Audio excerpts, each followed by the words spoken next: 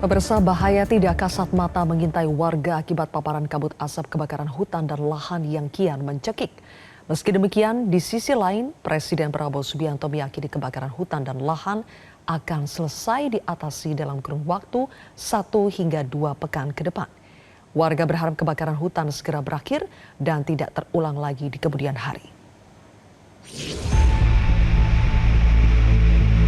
Sinar matahari mulai terik, tapi panasnya tidak hanya menyibakkan kabut pagi. Di Sampit, Kalimantan Tengah juga muncul kabut pekat yang terbentuk dari asap kebakaran hutan yang membara sejak awal tahun 2026 dan puncaknya di musim kering bulan Juli-Agustus ini. Tidak hanya menyesakkan dada, kabut asap ini juga menyesakkan pikiran warga di perumahan Gang Pelamboyan Sampit. Gerak angin telah membuat api sudah sedikit lagi menjangkau rumah-rumah mereka. Apalagi kabut asap ya Pak ya. Yang pertama kita pasti was-was karena sudah dekat sekali dengan komplek.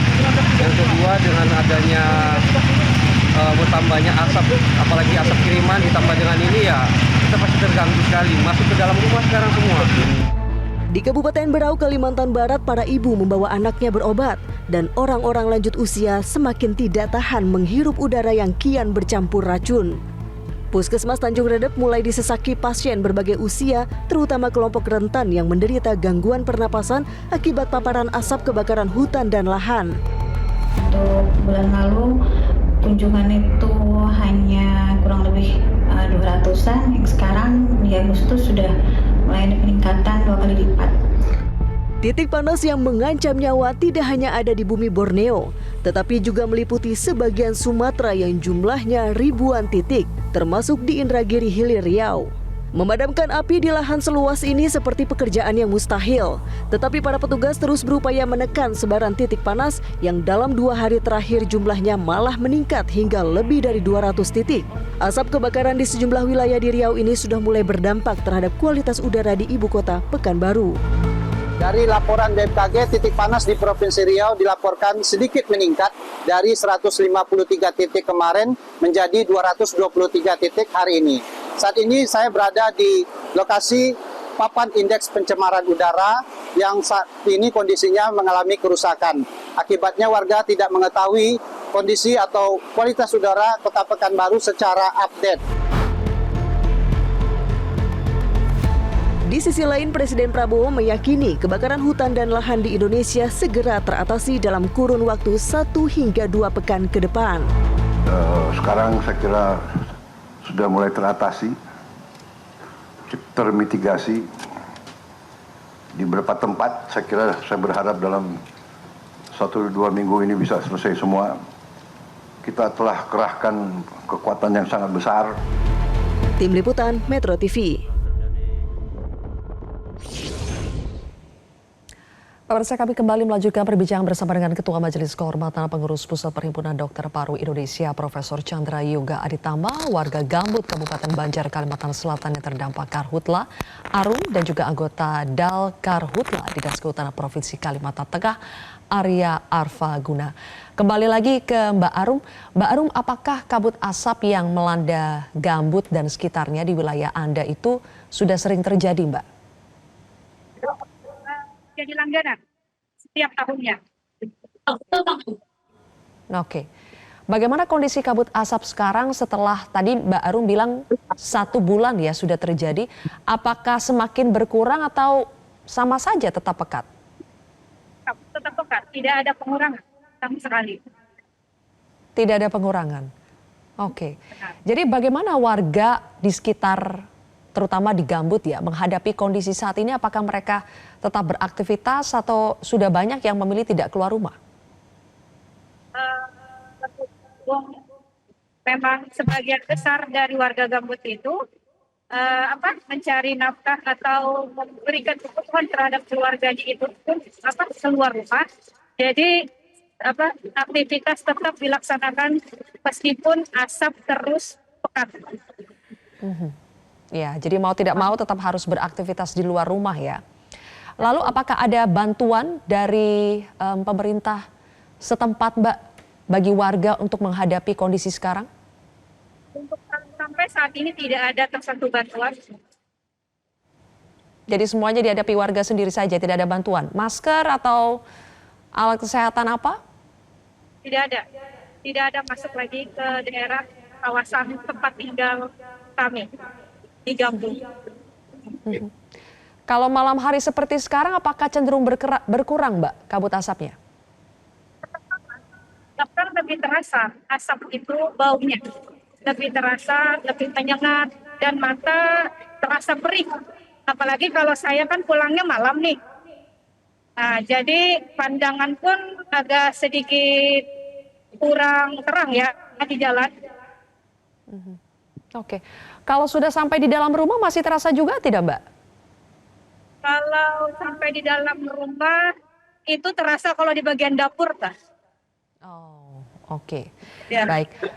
Baik, sekarang saya ke Mas Arya di Provinsi Kalimantan Tengah ya. Bagaimana Mas kondisi karhutla di Kalimantan Tengah? Apakah sudah berkurang Mas titik-titik api di sana?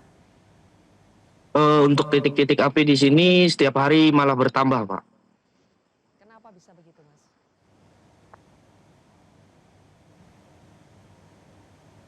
Malah bertambah titik api. Kenapa bisa begitu Mas Arya? Kenapa bertambah? Kemungkinan banyaknya orang membuka lahan dengan cara dibakar, Mbak. Oke. Kendalanya bagaimana Mas Arya selama memadamkan api? Untuk kendala dari kami akses jalan menuju lokasi dan ketersediaan sumber air di lapangan. Kalau personilnya bagaimana? Cukup tidak? Untuk personil kita cukup, Pak. Oke, jadi yang kurang sekarang apa? Ketersediaan air, peralatannya apa yang digunakan? Peralatan kita ada tangki, terus ada mesin portable, pompa air. Untuk peralatan kita lengkap, Mbak. Lengkap. Oke. Kebakaran kebanyakan terjadinya di lahan apa? Di lahan gambut kah, Mas Arya? Untuk kebakaran terjadi banyak di lahan gambut, Mbak. Bantuan apa yang dibutuhkan sekarang supaya bisa mempercepat pemadaman api? Untuk bantuan waterbombing kemungkinan yang ditambah untuk mengakses titik mata api yang belum terjangkau oleh tim darat. Oke. Selama ini waterbombing digunakan tidak? Selalu digunakan, selalu jalan tiap hari, Mbak. Selalu digunakan, tapi masih belum cukup ya rasanya ya bagi petugas di lapangan ya? Iya. Kalau selama bertugas Mas Arya pakai masker model seperti apa? Model yang saya pakai sama ada masker portable. Oh, oke. Cukup tidak Prof Chandra kalau misalnya Mas Arya petugas di lapangan menggunakan masker seperti yang digunakan Mas Arya sekarang atau yang tadi katanya portable seperti itu, cukup tidak Prof?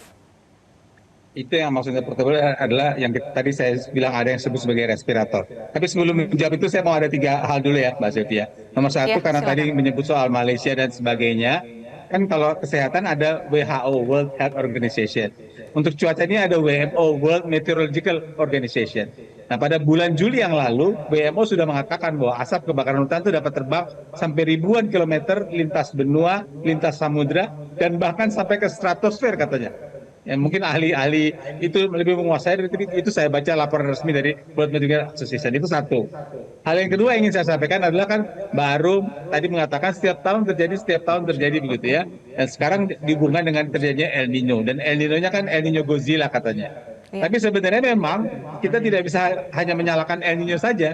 Karena seperti Pak Arya bilang ada yang bakar. Walaupun ada El Nino, kalau nggak ada yang bakar, ya kemungkinan terjadi kebakaran luas kan jadi lebih kecil begitu. Jadi memang El Nino jadi masalah.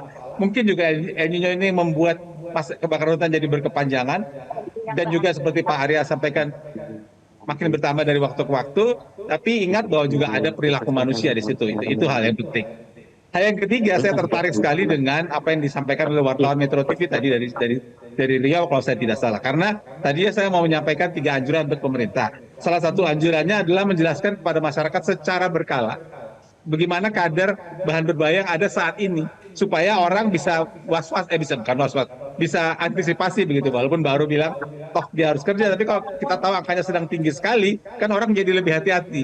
Tapi sayangnya seperti disampaikan oleh wartawan Metro TV tadi, ternyata rusak itu. Nah itu jangan sampai rusak, tolong diperbaiki dan tolong diinformasikan kepada masyarakat secara berkala setiap hari, kalau bisa pagi sore lebih bagus lagi, sehingga orang bisa lebih waspada. Soal masker, balik lagi, masker silakan digunakan, atau kalau mau pakai alat yang pakai respirator silakan digunakan.